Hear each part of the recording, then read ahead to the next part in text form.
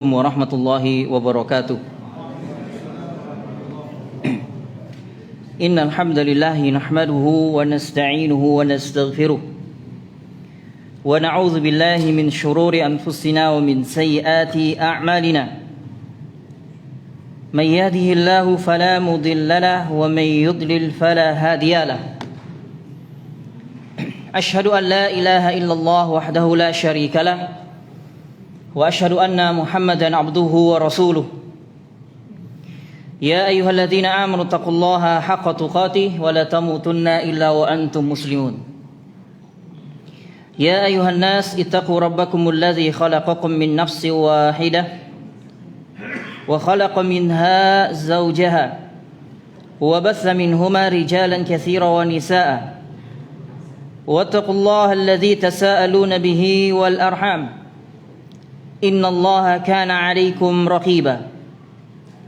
Ya ayyuhalladzina amanu taqullaha wa qulu qawlan sadida yuslih lakum a'malakum wa yaghfir lakum dhunubakum wa man yuti'illaha wa rasulahu faqad faza fawzan 'azima. Amma ba'd, fa inna asdaqal hadits kitabullah wa khairal hadi hadi Muhammadin sallallahu alaihi wasallam wa syarrul umuri muhdatsatuha wa kullu muhdatsatin bid'ah wa kullu bid'atin dhalalah wa kullu dhalalatin finnar. Kita lanjutkan kajian kita dari Kutaib I'tiqad al-A'immah al-Arba'ah, akidah imam mazhab yang 4. Sekarang poin yang ke-12, perkataan-perkataan al-Imam Asy-Syafi'i rahimahullahu ta'ala tentang masalah tauhid. Wa fi juz'il i'tiqad al-mansubi lisy-Syafi'i, dan pada bagian masalah keyakinan yang disandarkan kepada Imam Asy-Syafi'i, min riwayati Abi Thalib al-Ishari, dari riwayat Abu Thalib al-Ishari, ma nassahu, sebagaimana yang telah dia naskan, dia sebutkan qala, dia berkata, yakni Abu Thalib al-Ishari, dia berkata, wa qad su'ila, pernah ditanya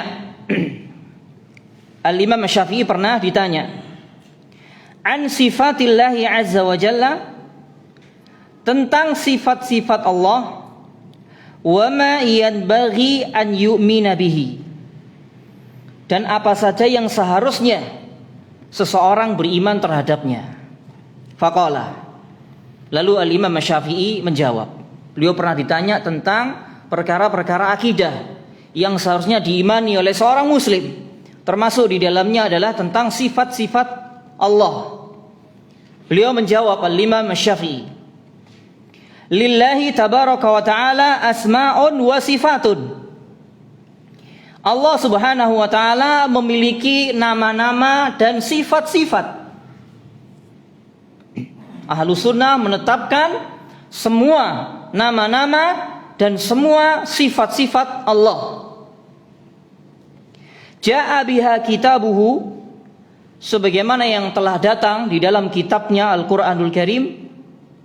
Wa akhbara biha nabiyuhu sallallahu alaihi wasallam ummatahu, sebagaimana yang dikhabarkan oleh Nabi sallallahu alaihi wasallam di dalam sabda-sabda beliau kepada umatnya. La yasma'u ahadan min khalqillahi azza wa jalla, tidaklah seseorang mendengar dari manusia ini, qamat ladaihi al-hujjah, apabila seseorang sudah mendengar apa yang datang dari Allah dan Rasulnya, itu merupakan bukti hujjah datang kepadanya, tidak ada udzur baginya. Innal Qur'ana nazzala bihi wa sahihun indahu qaulun Nabi sallallahu alaihi wasallam, sesungguhnya Al-Quran turun dan segala yang datang dari Nabi SAW secara sahih, fima rawa anhu al-adlu, yang diriwayatkan oleh para orang-orang yang meriwayatkan, orang-orang adil yang meriwayatkan dari Nabi SAW. Apa yang beliau sampaikan, jalur periwayatan dari Nabi SAW yang diriwayatkan oleh para perawi yang adil, perawi yang thiqat, yang terpercaya. Terbagi dalam masalah akidah. Tidak boleh dalam masalah akidah berhujjah dengan dalil yang lemah, dengan hadis yang lemah atau bahkan palsu. Tidak boleh. Harus sahih dari Nabi SAW. Sahih menurut ahlinya dari kalangan para ulama hadis. Fa in khalafa dzalika ba'da thubutil hujjah alaihi fa huwa kafirun billahi azza wa jalla. Maka jika seseorang menyelisihi setelah hujjah atau kabar dari Allah dan Rasulnya itu datang kepadanya, dia menyelisihi, fahuwa kafirun billahi azza wa jalla, maka dia telah kafir kepada Allah subhanahu wa ta'ala. Kebenaran sudah datang kepada dia, hujjah Al-Quran dan Sunnah datang kepada dia, kemudian dia terang-terangan menyelisihinya, maka dia kafir menurut Al-Imam Asy-Syafi'i.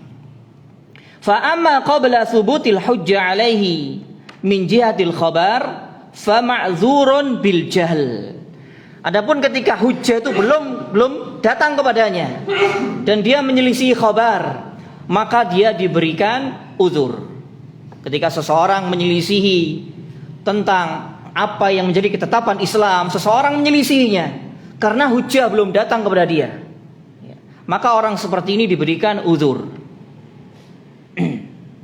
Li'anna ilma dzalika la yudriku bil aql, la yudraku bil aql wala bid-diraya wal fikr. Karena perkara-perkara akidah, perkara-perkara agama ini tidak hanya sekedar akal, pengalaman ataupun pemikiran. Yang namanya agama harus tegak dengan hujjah, tegak dengan dalil. Tidak boleh omong kosong seseorang berbicara agama ini. Apalagi meyakini suatu keyakinan, seseorang harus memiliki hujjah, memiliki dasar. Apa dasarnya seseorang meyakini demikian? Apalagi ini berkaitan tentang masalah nama-nama dan sifat-sifat Allah. Jangan sampai seseorang salah di dalam keimanan dia kepada Allah Subhanahu wa taala, terutama dalam nama-nama dan sifat-sifat Allah. Karena berkaitan dengan masalah nama-nama dan sifat-sifat Allah. Apabila seseorang meyakini keyakinan tentang Allah tidak seperti apa yang Allah Ta'ala kabarkan, itu sama saja dia berbohong atas nama Allah. Dia berdusta atas nama Allah. Kebohongan yang paling bohong, kedustaan yang paling dusta adalah berdusta atas nama Allah. Jadi masalah keimanan jangan sampai kita keliru, jangan sampai kita salah. Keyakinan ini nanti akan kita bawa, kita pertanggungjawabkan di hadapan Allah. Jangan sampai salah. Ketika seseorang meyakini suatu keyakinan yang salah, ini akan bisa berakibat fatal nanti ketika berjumpa dengan Allah. Nah, di sini pentingnya masing-masing kita, pertama-tama yang wajib dipelajari oleh seorang muslim agar dia bisa selamat di dunia dan di akhirat, masalah iman, masalah akidah, masalah tauhid sebelum yang lainnya. Bahkan sebagian ahli ilmu mengatakan seandainya seseorang bodoh, jahil dalam semua cabang ilmu, tapi dia alim dalam masalah akidah, masalah tauhid, masalah iman, niscaya hal itu akan bisa menyelamatkannya di dunia dan nanti di akhirat. Karena keselamatan, kebahagiaan seseorang lebih-lebih nanti di akhirat ini tergantung apanya? Akidahnya. Tergantung akidahnya. Meskipun seseorang alim dalam semua cabang ilmu, tapi dia bodoh, jahil tentang masalah akidah, ini akan bisa menjadikan dia apa? Binasa nanti ketika dia berjumpa dengan Allah Subhanahu wa taala. Oleh karena itu seluruh anbiya wa rasul, inti dakwah mereka yang pertama kali masalah akidah sebelum yang lainnya, agar manusia ini bahagia di dunia dan di akhirat. Akidah dulu. Kalau kita membaca surat-surat Makkiyah, surat-surat yang turun di Mekah, ya, itu kebanyakan atau mayoritas suratnya berkenaan dengan masalah iman, kufur, tauhid, syirik. Iman, kufur, tauhid, syirik, surga, neraka, kisah-kisah umat terdahulu. Belum ada syariat sholat, belum ada. Syariat zakat, belum ada. Selama 13 tahun di fase Mekah, atau 10 tahun awal sebelum beliau SAW dimi'rajkan oleh Allah ke Sidratul Muntaha. 10 tahun awal tidak ada sholat syariat berjamaah di masjid, tidak ada dulu. Karena dikuasai oleh orang-orang musyrik saat itu. Allah Ta'ala menurunkan ayat-ayat atau surat-surat yang berkaitan dengan masalah iman, tauhid, kufur, syirik. Tauhid, iman, kufur, syirik, surga, neraka, kisah-kisah umat terdahulu, untuk menguatkan Nabi SAW dan para sahabatnya. Beliau mentarbiyah para sahabatnya selama 10 tahun awal fase Mekah dengan iman, tauhid, kufur, syirik. Karena dengan inilah seseorang akan bisa bahagia di dunia dan di akhirat. Ini yang pertama-tama wajib kita pelajari sebelum yang lain. Sebelum yang lainnya. Yang harus kita prioritaskan. Dan juga para ustadznya, ya, para ustadz siapapun ustadznya, yang harus dia prioritaskan di dalam menyampaikan dakwah Islam ini, yang pertama kali masalah iman dulu sebelum yang lain. Masalah iman dulu. Ini yang harus diprioritaskan. Ketika seorang dai memprioritaskan dakwah masalah iman, masalah tauhid, menjelaskan kerusakan kekufuran, kerusakan kesyirikan, maka orang-orang seperti ini berada di atas jalannya para nabi dan rasul. Di atas jalannya para nabi dan rasul. Karena seluruh para nabi dan rasul diutus intinya untuk ini loh, intinya. Intinya untuk ini. Bahkan Nabi Nuh alaihissalam diutus oleh Allah kepada kaumnya berapa tahun? Ada yang bisa jawab? Ini saya kasih hadiah ini. Yang belum dikasih buku. Sing wis oleh gak oleh ngacung ya. Masa oleh mana? Berapa tahun? Ada yang tahu? Berapa tahun? Iya, Nabi Nuh. Oh, Masya Allah. Barakallahu fikum. Ini bisa diambil. Bisa diambil. Itu 950 tahun beliau mendakwakan ubudullaha malakum min ilahin ghairu, sembahlah oleh kalian Allah saja, tidak ada yang patut kalian ibadai kecuali hanya Dia Allah, selama 950 tahun siang dan malam. Siang dan malam. Itu bisa dibaca dalam surah Nuh. Kisah penuh Nuh alaihissalam. Satu surat penuh kisah Nuh alaihissalam. Adapun dalil yang menyebutkan selama 950 tahun dakwah Nabi Nuh kepada kaumnya, itu ada di dalam surah Al-Ankabut. Ayat berapa Ustaz ya? Cari aja awal sampai akhir nanti ketemu. Ya. Baca awal sampai akhir nanti ketemu. 950 tahun. Beliau alaihissalam mendakwahkan tauhid. Ini yang harus diprioritaskan terlebih lagi para dai, para ustadz, para mubalik. Ini dulu, apalagi di zaman kita yang dibutuhkan umat ini sebelum yang lainnya. Meskipun pelajaran yang lain, pengajaran yang lain atau ilmu yang lain juga disampaikan, tapi yang paling prioritas ini dulu. Dan itu diantara salah satu ciri seorang dai yang sayang kepada umat. Tidak membiarkan umat tergelimang dalam kesesatan, tergelimang dalam kekufuran dan kesyirikan. Terus dai ini menang. Ini dai yang jahat, tidak sayang kepada umat. Dai yang jahat seperti ini. Tidak mau menyampaikan dakwah tauhid, dakwah masalah akidah, tidak mau. Golek aman. Ya. Engko di akhirat dikepui gue ya. Apalagi dia orang punya ilmu, tapi dia tidak mau menyampaikan masalah tauhid. Engko aku soalnya gak diundang maneh. Iku. Terus aku tak sampai gak diundang ya wis ya. Mulai gitu. Gitu. Kok gak diundang kok wedi ya. Jadi nggak boleh disembunyikan atau tidak disampaikan masalah ini. Orang-orang yang tidak mendakwahkan tauhid, tidak mendakwahkan akidah yang benar, berarti mereka telah menyalahi jalannya para nabi dan rasul. Itu bisa dilihat di dalam surah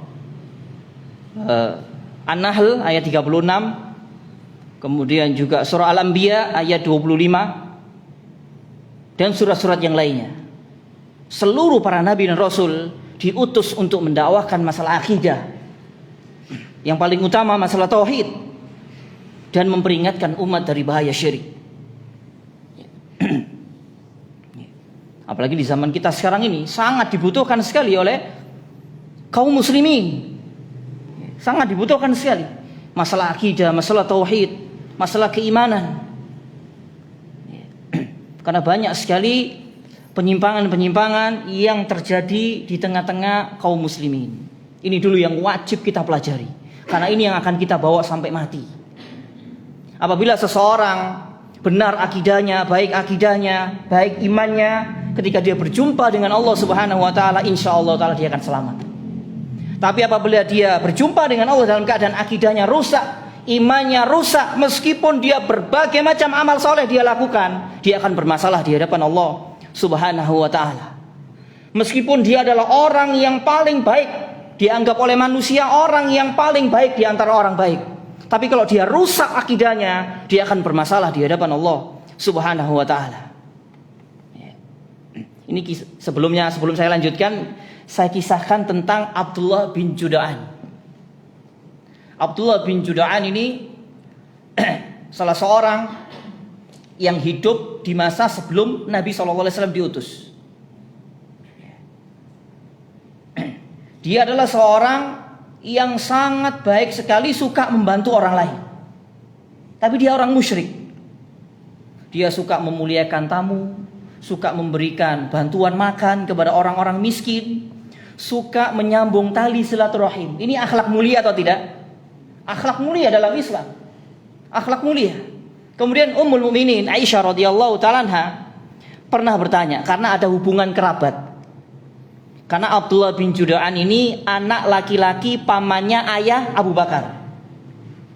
Berarti kakeknya Aisyah radhiyallahu ta'ala anha.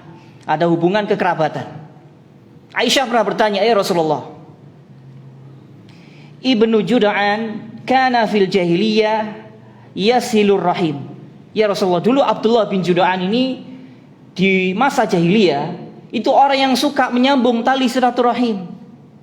Wa yut'imul masakin, dan orang yang suka memberikan makan kepada orang-orang miskin.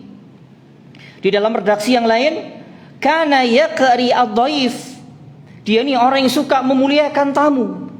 Wa yuhsinul jawar, dan dia ini orang yang sangat-sangat baik kepada tetangga.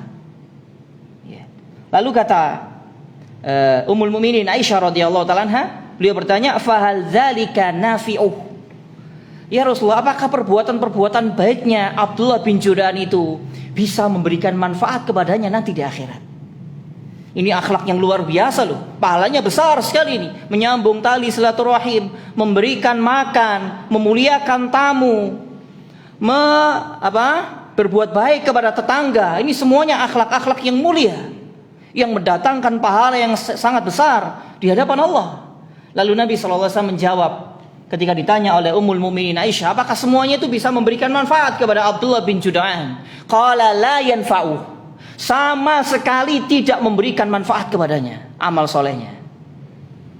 Innahu lam yakul yauman, karena dia adalah seseorang yang sama sekali tidak pernah mengatakan satu hari pun, Rabbighfirli khati'ati yaumaddin, ya Allah ampunilah dosa-dosaku pada hari pembalasan. Ini dia nggak pernah mengucapkan ini. Dia mati dalam keadaan kafir. Dia mati dalam keadaan meyakini keyakinan yang salah. Berbahaya meyakini keyakinan yang salah. Seandainya kita beramal hanya sedikit saja, kecil sekali, kita hanya mengamalkan yang wajib-wajib saja, tapi kita memiliki akidah yang benar, kita berjumpa dengan Allah membawa keyakinan akidah yang benar, insya Allah ta'ala kita akan selamat. Di sini pentingnya kita mempelajari akidah yang hak. Terus kemudian yang berikutnya kata Imam Syafi'i, wa nahwu dzalika ikhbarillahi azza wa jalla. Dan juga kabar-kabar atau berita-berita yang dikhabarkan oleh Allah Subhanahu wa taala. Annahu sami'un, bahwa Allah taala Maha mendengar. Di sini Imam Syafi'i menetapkan sifat pendengaran bagi Allah. Nama As-Sami sekaligus sifat pendengaran bagi Allah. Wa anna lahu yadain, dan Allah taala memiliki kedua tangan. Imam Syafi'i, ini akidah Imam Syafi'i, menetapkan sifat Allah sebagaimana yang Allah taala kabarkan. Ini bukan berarti menjisimkan Allah, tidak, atau bukan berarti menyamakan Allah dengan makhluk, tidak. Ini tuduhan sebagian ahlul bid'ah sejak zaman dahulu hingga hari ini. Jadi kalau seseorang meyakini Allah punya tangan, Allah punya wajah, Allah punya jari jemari, itu sebagian orang-orang sesat menuduh orang yang meyakini demikian seperti ini dituduh itu sama saja menyerupakan Allah dengan makhluknya. Ini batil tuduhannya. Ya, tuduhannya batil. Karena Ahlussunnah menetapkan semua nama dan sifat-sifat Allah sebagaimana yang Allah Ta'ala kabarkan dalam kitabnya maupun melalui lisan Rasulnya. Beriman sesuai dengan zahir nas. Lalu Al-Imam Syafi'i berdalil dengan firman Allah, bal yadahu mabsutatan, bahkan kedua tangan Allah terbentang. Wa anna lahu yaminan, dan tangan Allah adalah kanan. Dalam riwayat Al-Imam Muslim dalam kitab sahihnya bahwa kedua tangan Allah kanan. Wajib kita imani sesuai dengan zahir nas. Dan kita meyakini tangan Allah, semua sifat Allah tidak sama dengan apa? Makhluknya. Tapi orang-orang yang meyakini demikian dituduh oleh sebagian orang-orang sesat, itu dinamakan menjisimkan Allah, menyerupakan Allah dengan makhluknya. Tidak, sama sekali tidak benar. Kalau kita melihat sejarah yang sebenarnya, ketika Ahlussunnah menetapkan nama-nama dan sifat-sifat Allah sebagaimana zahir nas, lalu dituduh menjisimkan Allah, kata mereka, dituduh musyabbiha, menyerupakan Allah dengan makhluknya. Kalau kita lihat sejarah, yang pertama kali menuduh ini Jahm, siapa? Bin Safwan. Jahm bin Safwan. Ini saya bacakan ini. Yang ngomong bukan saya ini. Ini Imam Ahmad bin Hambal, imamnya Ahlussunnah. Ada di antara kita yang mengatakan Imam Ahmad bukan imam Ahlussunnah? Tidak ada, sepakat kita ya. Kalau ada yang mengatakan berarti ya gak beres itu orangnya ya. Oh, Imam Ahmad itu imam Ahlussunnah itu, gak beres itu. Perlu diperiksa itu ya. Dibawa ke rumah sakit jiwa. Itu perlu dibawa ke sana itu. Kalau mengatakan Imam Ahmad bukan imam Ahlussunnah. Beliau menulis kitab Ar-Raddu 'alal Jahmiyah. Ini wajib menjadi bacaan ustadz, bacaan kiai. Wajib ini menjadi bacaan wajib ini, seharusnya kitab ini. Di mana beliau mengatakan wa ta'awwalal Qur'an, ini kata Imam Ahmad dalam kitabnya Ar-Raddu 'alal Jahmiyah. Bagi yang bisa baca kitab, di-download aja di Mbah Google, nanti bisa di-download. Atau beli kitabnya di toko buku Arab. Beli kitab Ar-Raddu 'alal Jahmiyah wa Zanadiqah karya Imam Ahmad. Insyaallah nanti kan yang jual tahu. Baca kitab itu yang bisa bahasa Arab. Wa ta'awwalal Qur'an ala ghairi ta'wilihi. Dia Jahm bin Safwan itu mentakwil Al-Qur'an tidak sebagaimana yang Allah Ta'ala maksudkan. Wa kadzdzaba bi ahaditsi Rasulillah sallallahu alaihi wasallam. Dia telah banyak mendustakan hadis-hadis Nabi sallallahu alaihi wasallam. Nah, poinnya di sini, ini kata Imam Ahmad ini ya. Wa za'ama, dan dia Jahm bin Safwan ini menganggap, siapa tadi? Jahm bin Safwan. Kok menengahi? Iya, tapi kan turu. Anna man wasafallaha bi syai'in, barang siapa yang mensifati Allah mimma wasafa bihi nafsahu fi kitabi, seperti yang Allah Ta'ala sifatkan untuk dirinya sendiri fi kitabih, di dalam kitabnya Al-Quran, au haddatsa anhu rasuluhu kana kafiran wa kana minal musyabbiha. Ini kata Jahm bin Safwan. Atau orang-orang yang mensifati Allah seperti yang dikhabarkan oleh Nabi SAW dalam hadis-hadis beliau yang sahih, kata Jahm bin Safwan, maka dia kafir wa kana minal musyabbiha, dia adalah musyabbiha. Pemahaman Jahm bin Safwan ini sampai hari ini ada. Sampai hari ini ada. Yang menuduh orang-orang yang meyakini sifat-sifat Allah sebagaimana yang Allah Ta'ala tetapkan dalam kitabnya maupun melalui lisan Rasulnya, dituduh musyabbiha, dituduh mujassimah. Oh, berarti antum ini menjisimkan Allah, menyerupakan Allah dengan makhluknya. Tidak, ini pemahaman Jahm bin Safwan yang seperti itu. Lalu kata Imam Ahmad, fa'adalla bi kalamihi basyaron katsiran. Jahm bin Safwan dengan sebab ucapannya yang rusak, akidahnya yang rusak itu, dia telah menyesatkan kebanyakan manusia sampai zaman kita hidup sekarang, bahkan mungkin nanti sampai hari kiamat. Jadi kalau orang meyakini Allah punya tangan, Allah punya wajah, Allah punya kaki, itu musyabbiha, kafir. Kata siapa? Jahm.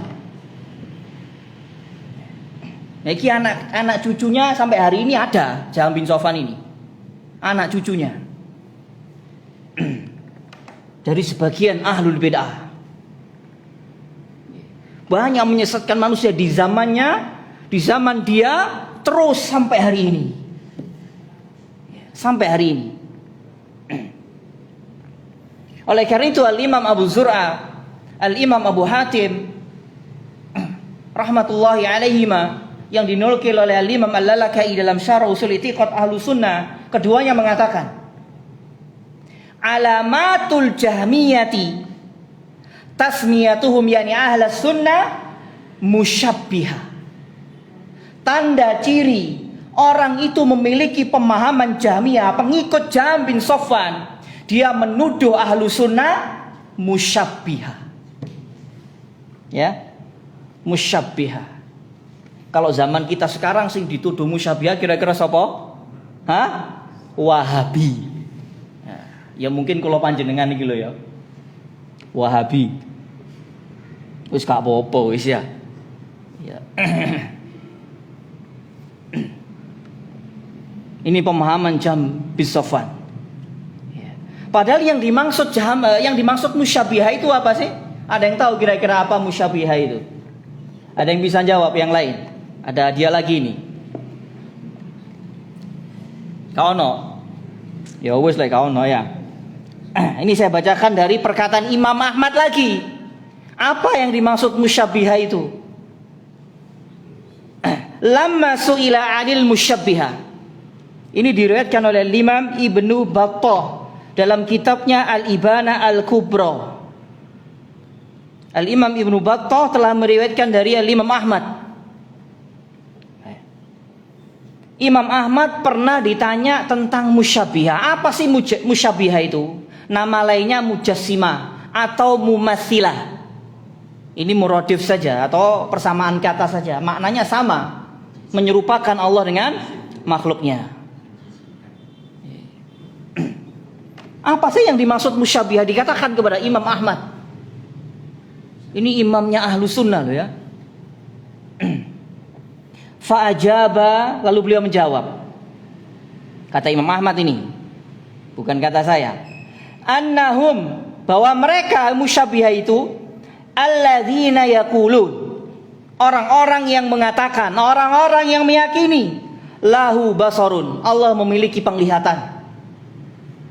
Cik koma ya, kabasori, seperti penglihatan saya. Ini yang dimaksud musyabbiha. Salafi Wahabi begitu atau tidak? Salafi Wahabi menetapkan penglihatan bagi Allah, tapi penglihatan Allah tidak sama dengan penglihatan makhluknya, nggak sama dengan musyabbiha. Tapi kata Imam Ahmad, musyabbiha ini orang-orang yang meyakini Allah punya pendengaran atau penglihatan Allah sama dengan penglihatan makhluknya. sama dengan penglihatan saya. Wa yadun kayadi, Allah memiliki tangan, tangan Allah sama dengan tangan saya. Wa qadamun ka qadami, Allah memiliki kaki, kaki Allah seperti kakiku. Kaum musyabbihah ini sepakat seluruh ijma' ulama ahlu sunnah dari zaman ke zaman hingga hari ini, apalagi di zaman Imam Ahmad, sepakat telah mengkafirkan musyabbihah atau mujassimah. Sementara Salafi Wahabi yang dituduh sangat jauh dari musyabbihah, sangat jauh. Justru mereka mengikuti jalannya para nabi dan rasul dan jalannya para sahabat radhiyallahu taala anhum jami'an di dalam mengimani nama-nama dan sifat-sifat Allah. Tidak sebagaimana yang dituduhkan oleh para penuduh. Kalau kita membaca Al-Qur'an, Pak, mulai awal hingga akhir, sing biasane senenge ngarani gak sapa? Yang suka menuduh-nuduh dari Al-Qur'an tuh, hingga awal hingga akhir kalau kita membaca Al-Qur'an, yang suka menuduh-nuduh dengan tuduhan-tuduhan yang tidak benar siapa ini? Golongan siapa ini? Yahudi. Terus siapa mana? Musyrikin. Kafirin, musyrikin, Yahudi, munafik. Wis kan mana pilihan iki? Kan mana? Jadi kalau ada orang yang suka menuduh-nuduh, membuat statement tanpa bukti, mereka telah meniru atau mencontoh, mengikuti jalan hidupnya golongan ini. Kafir sama munafik. Kafir sama munafik. Terus sing gareng ngelus dodo wae. Cari wong Jawa ngelus dodo. Sing senengane ngaran-ngarani ku sing paling ngaku ahlussunnah. Iya apa gak? Ya, wis paen kon mulih. Ya, ayo, paling ngaku ahlussunnah. Menyesatkan orang yang meyakini keyakinan yang benar. Nah, kalau kita sudah punya ilmu masalah akidah, masalah ini nggak terpengaruh masalah disesatno jarno, gitu. Seluruh para nabi dan rasul nggak ada nggak dituduh, nggak ada. Seluruh para utusan Allah dituduh gila, dituduh penyair, dituduh tukang sihir. Kalau kita membaca Al-Quran tuh. Kadzalika ma atal ladzina min qablihim mir rasulin illa qalu sahirun aw majnun. Demikianlah tidaklah datang seorang rasul dari orang-orang sebelum mereka, umat-umat terdahulu, melainkan kaumnya yang kafir mengatakan sahirun aw majnun.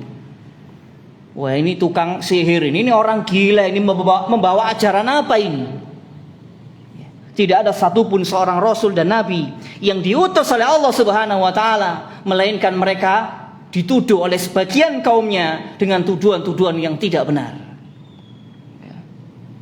Kalau kita sudah meyakini keyakinan yang benar, dituduh sesat, dituduh macam-macam, tidak masalah. Si gurung gendengnya lho gurung. Iya, paling sih sesat. Ya. Ndak dituduh keras, wis tuwuk aku wisan. Diarani keras wis tuwuk. Kau weras kenceng gak menggo blas iku wis bolak-balik wisan. Iya. Hati-hati kon ngaji nang iku kau kenceng gak menggo blas iku. Itu. Itu. Wis bolak-balik ngono. Sudah banyak sentilan-sentilan yang seperti itu. Iya. Itulah diantara salah satu ciri kalau orang itu sudah melarat dan miskin ilmu. Lewes gak iso mbantah kebenaran, alternatif yang lain apa? Memfitnah. Itu salah satu ciri orang melarat dan kere ilmu. Gak bisa membantah orang yang membawa kebenaran. Bagaimana untuk menenggelamkan orang ini agar dia sirna namanya? Difitnah, disebarkan fitnah atas namanya. Padahal ini jalan hidupnya kaum kufar, kaum munafik. Kau oleh sing ngaji sunnah, kau oleh seperti itu ya. Berbicara itu kan ono dasare gitu loh. Jangan syukur jeplak aja kalau berbicara, apalagi masalah agama, masalah keimanan. Jangan asal bunyi, jangan asal ngomong. Karena apa yang kita ucapkan nanti akan kita pertanggungjawabkan di hadapan Allah Subhanahu wa taala. Itu sudah salah satu ciri orang sudah gak punya hujah, maka alternatif yang lain nuduh. Seperti Jaham bin Sofwan tadi. Gak bisa membantah kebenaran. Terus kemudian kata Imam Syafi'i wa anna lahu wajhan. Bahwa Allah taala memiliki wajah. Loh, ini akidah Imam Syafi'i loh. Kalau kita jujur mengikuti beliau, mengikuti agama beliau, kita akan berakidah seperti beliau. Biqaulihi azza wa jalla kullu syai'in halikun illa wajha. Segala sesuatu pasti binasa kecuali wajahnya. Dalam ayat yang lain, wa yabqa wajhu rabbika dzul jalali wal ikram. Dan tetap kekal wajah Tuhanmu yang mulia dan maha agung, yang memiliki kemuliaan dan keagungan. Wa anna lahu qadaman. Dan Allah Ta'ala memiliki kaki. Ini kata Imam Syafi'i. Biqaulihi sallallahu alaihi wasallam, sebagaimana sabda Nabi sallallahu alaihi wasallam, hatta yada'a Rabbu azza wa jalla fiha qadamahu, sehingga Allah Ta'ala meletakkan kakinya di atas neraka jahanam nanti pada hari kiamat. Nanti pada hari kiamat. Terus kemudian di sini Imam Syafi'i juga menetapkan bahwa Allah Ta'ala memiliki sifat turun. Wa annahu, sebelumnya memiliki sifat tertawa. Sifat tertawa. Jadi kita tetapkan Allah memiliki sifat tertawa. Sifat tertawa Allah tidak sama dengan tertawa makhluknya. Dan tidak boleh dirubah dari zahir nas. Oh, yang dimaksud tertawa itu pahala dari Allah, tidak boleh. Ya, itu sama saja menghilangkan, menolak sifat Allah itu sendiri. Dan tidak boleh menanyakan bagaimana sifat Allah, hakikat sifat Allah, tidak boleh. Tidak boleh menolak, tidak boleh merubah, tidak boleh menyerupakan dengan makhluknya. Tidak boleh menanyakan bagaimananya. Imani sesuai zahir nas, Allah tertawa. Allah tertawa sesuai dengan keagungan dan kebesarannya. Tidak ada satupun yang tahu hakikat bagaimana Allah Ta'ala tertawa. Terus kemudian wa annahu yabitu kulla lailatin ila samai dunya bi khabari Rasulillah sallallahu alaihi wasallam. Dan bahwasanya Allah Ta'ala turun setiap malam ke langit dunia. Kita imani Allah Ta'ala turun. Tidak boleh dikatakan yang dimaksud turun rahmatnya Allah, tidak boleh. Itu sama saja menolak sifat turun bagi Allah. Kita yakini Allah Ta'ala turun sesuai dengan kebesaran dan keagungannya. Lalu orang-orang yang menuduh, orang-orang sesat itu yang menuduh, yang mereka katakan Salafi Wahabi. Aneh akidah Salafi Wahabi itu. Kata mereka ini, duduk kata nukil ya. Mereka meyakini Allah di atas. Ya. Tapi mereka juga meyakini ketika sepertiga malam yang terakhir Allah Ta'ala turun ke langit dunia. Aneh orang-orang Wahabi itu. Sementara dunia ini berputar. Dan setiap tempat pasti akan ada waktu malam, ada waktu pagi dan seterusnya. Kalau di Indonesia malam, maka di negeri yang lain siang atau sore atau pagi. Terus berputar. Berarti kalau di Indonesia malam nanti Allah Ta'ala turun, nanti di waktu yang lainnya di Malaysia atau di negeri yang lain malam baru muncul, di negeri kita baru pagi. Berarti Tuhannya Wahabi tidak pernah naik-naik ke atas langit. Ini kata mereka. Itu secara tidak langsung mereka telah menjisimkan Allah Subhanahu wa ta'ala. Mereka secara tidak langsung telah menyerupakan Allah dengan makhluknya. Secara tidak langsung. Karena apa yang mereka fikirkan, apa yang mereka reka-reka dalam akal pikiran mereka, berarti Allah Ta'ala seperti makhluk. Seperti makhluk. Iya, kalau makhluk, misalkan saya punya rumah tingkat 2. Di pagi hari saya ada di atas sendirian. Di rumah sendirian. Punya rumah tingkat 2, di pagi hari di atas. Terus di siang hari saya turun ke bawah, otomatis di atas kosong, tidak ada orang. Ini makhluk. Yang kita bicarakan ini siapa? Rabbul Alamin. Laisa kamitslihi syai'. Itulah kerusakan akidah orang-orang yang menuduh Salafi Wahabi Mujassimah. Sebenarnya mereka sendiri sebenarnya yang Mujassimah atau Musyabbihah. Secara tidak langsung. Terus kemudian sebelum kita akhiri, kita lanjutkan sedikit. Wa annahu laisa bi'awar. Dan Allah Ta'ala itu tidak buta sebelah. Ini juga diantara salah satu dalil atau hujjah yang dijadikan oleh para ulama bahwa kedua mata Allah Ta'ala itu memiliki kedua mata. Sebagaimana Nabi SAW mengatakan, innahu a'war wa inna rabbakum laisa bi'a'war. Sesungguhnya dia Dajjal itu buta sebelah matanya. Sementara Tuhan kalian, yakni Allah, laisa bi'a'war, tidak buta sebelah. Orang Arab ketika mendengar kata a'war, itu orang yang memiliki dua mata tapi satunya tidak bisa melihat. Paham orang Arab itu. Ini merupakan dalil bahwa Allah memiliki dua mata sesuai dengan kebesaran dan keagungannya. Tidak sama dengan mata makhluknya. Dan beberapa sifat-sifat yang lainnya yang disebutkan oleh Imam Asy-Syafi'i. Beliau juga menetapkan nanti Allah Ta'ala akan bisa dilihat oleh orang-orang mukmin di surga. Kemudian Imam Asy-Syafi'i juga menetapkan jari jemari bagi Allah, sebagaimana kabar dari Nabi SAW. Dan beberapa sifat-sifat yang lainnya yang diimani oleh Imam Asy-Syafi'i. Terakhir beliau mengatakan, nusbitu hadhihi sifat, kami menetapkan semua sifat-sifat ini, wa nanfi at-tashbih, dan kami menolak tashbih, menolak menyerupakan Allah dengan makhluknya, kama nafa dzalika an nafsi ta'ala dzikruhu. Faqala ta'ala, laisa kamitslihi syai'un wa huwas sami'ul basir. Ini akidah Imam Asy-Syafi'i. Kalau kita jujur sebagai pengikut Imam Asy-Syafi'i, ya tidak mau tidak kita harus mengikuti akidah beliau. Mengikuti akidah beliau, menetapkan apa yang Allah Ta'ala tetapkan baginya, sifat-sifatnya untuk dirinya di dalam kitabnya maupun melalui lisan Rasulnya Sallallahu Alaihi Wasallam. Ini akidah besar yang harus kita yakini sampai kita berjumpa dengan Allah, tidak terpengaruh dengan cacian, cemoohan, hinaan, tidak terpengaruh. Kita tetap teguh di atas jalan yang hak, dan tentunya kita sambil meminta pertolongan, berdoa, banyak berdoa kepada Allah agar kita diteguhkan di atas agamanya, di atas sunnah nabinya alaihi salatu wassalam, di atas manhaj sikap dan cara beragama para sahabatnya, sampai kita berjumpa dengan Allah Subhanahu wa taala. Wallahu taala alam bisawab. Mungkin ini yang bisa kita bahas.